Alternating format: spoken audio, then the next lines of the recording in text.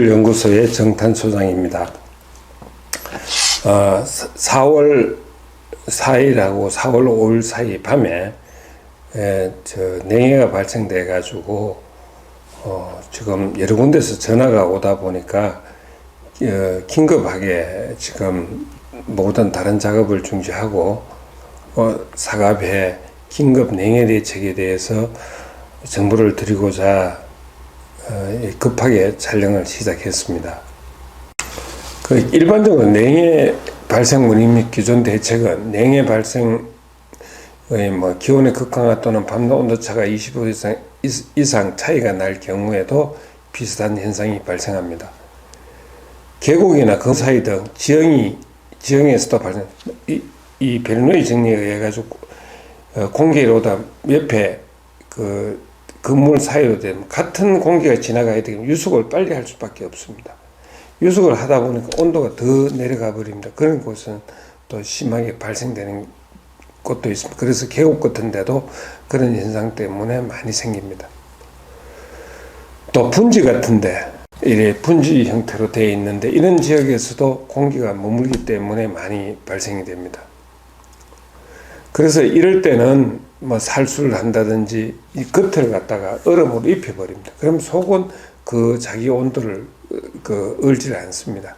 그렇게 한다든지 아니면 연기를 갖다가 왕겨라든지 이런 걸 태워가지고 훈연을 한다든지 그래서 여러 가지 방안을 쓰고 있습니다. 그래서 오늘 긴급 방안을 제시하고자 하니까 많은 영농에 많은 참조가 되었으면 고맙겠습니다. 상하나 배에 나오는 문제를 저희들이 그렇게 해드리려고 하고 이러한 것을 갖다가 노력해가지고 무사히 넘기면 다행인데 난자와 성자가 없어져 버리니까 이건 도저히 만나봐자 아무 필요 없는 형태가 되어버립니다. 자, 피해 판단을 어떻게 할 것이냐. 꽃봉오리를 수직으로 잘라봅니다. 암술 수술, 특히 피해 많이 보는 게 암술하고 수술입니다. 제일 바깥쪽에 있다 보니까 이 암술 수술이 색깔이 갈변해버립니다. 까맣게 변해버립니다. 피해 상태에 따라 회복되는 부분에 대한 냉해가 안 입은 쪽이 하겠습니다만은 제일 중요한 암술 수술이 없으시다 보니까 일반적인 경우는 회복을 하지 못합니다. 그 다음에 완전히 얼어버렸을 때, 동해를 완전히 받았을 때는, 지금 현재는 냉해지만, 했을 때는, 이거는 여기까지 조직까지, 연한 조직까지 다 얼어버리니까 어떠한 대책이 없습니다. 그렇기 때문에 이 대책 없는 거를 갖다가, 생각하고, 이야기를 하겠습니다만은, 첫째, 여기에 대책을 어떻게 가질 거냐. 그런데 요거는 이 5분 녹화를 하기 위해서 했는 게 아니고, 첫째, 제일 먼저 손해보는 게 암술하고 수술입니다. 여기 편집하다 보니까, 이게 꼭 필요하겠다. 저희들이 원포인트 효과는 동해나 저온 피해에 강합니다. 입이나 나무에 피해가 없습니다. 수성을 촉진하고 우선과에 착화하여 영양을 먼저 결실되는 우전대가 영양을 먼저 빼는 특히 꼭지된 통로 부분, 영양 통로 부분이 굵어지기 때문에 그런 데서 됩니다. 그래서 영양 경쟁에 의해서 이긴 거는 크게 자라고 나머지들은 떨쳐나갑니다. 그래서 영양을 안 누르기 때문에 필요 없는 낙가시킬 그쪽으로 영향이 안 가기 때문에 사과는 튼실하게 자라게 됩니다. 그래서 정상가가 돼가지고 판매나 이런 데서 유리하게 됩니다.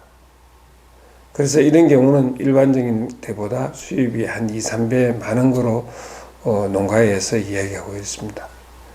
원포인트 사용할 때는 비례 촉진제 같은 것을 살포할 필요가 없습니다. 포로 시작되는 제품 거의 비싼 효과를 저희들이 내고 있습니다. 되고 있기 때문에 저희 뭐 순서가 바뀌었습니다. 이제 오늘 편집해가지고 유튜브에 올리려고 하다가 이게 더 급해가지고 원포인트를 사용하면 어떤 결과가 나오는가 먼저 보여드리겠습니다. 원포인트 이거 안 뿌리는데 제 보이시는 데서 오른쪽으로 보시면 요 사과가 찌그러져 있습니다. 이 사과 찌그러져가지고 이걸 절단해 보니까 여기는 분명히 씨가 없죠. 씨가 없으니까 쭈그러들어가지고 기형가를 만들어 버립니다.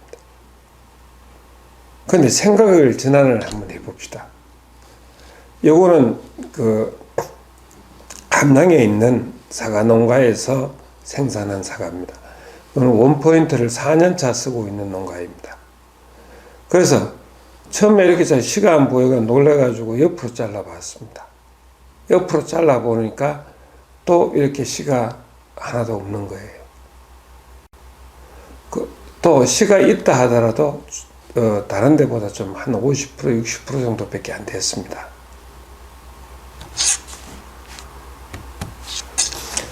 그래서 사과는 여기에서 보시면 아시겠지만은 사과는 여기에 있는 꽃받침이 과육이 됩니다.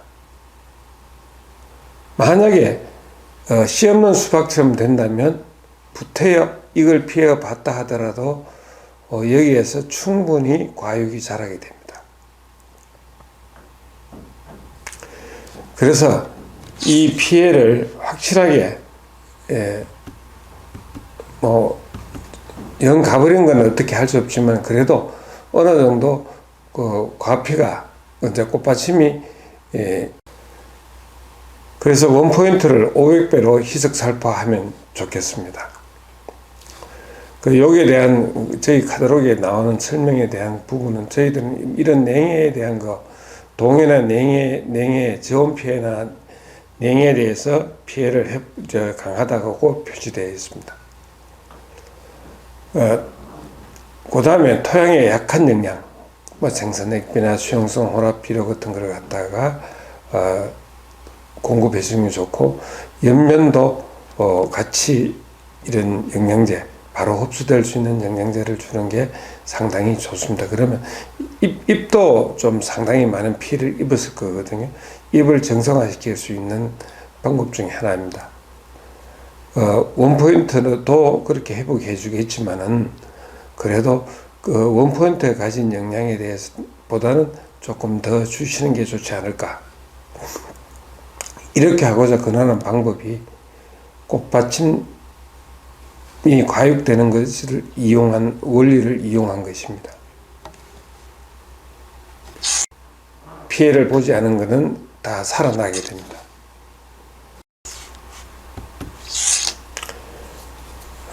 감사합니다. 친환경기술연구소의 소장 정탄입니다.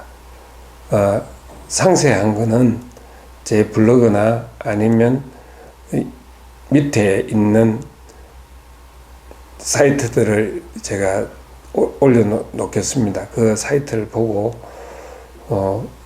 참조해 주시기 바랍니다. 그래서 이 피해를 최소화시킬 수 있는 방안을 갖다가 같이 노력해가지고 올 가을에 좋은 결과를 볼 수 있도록 됐으면 좋겠습니다.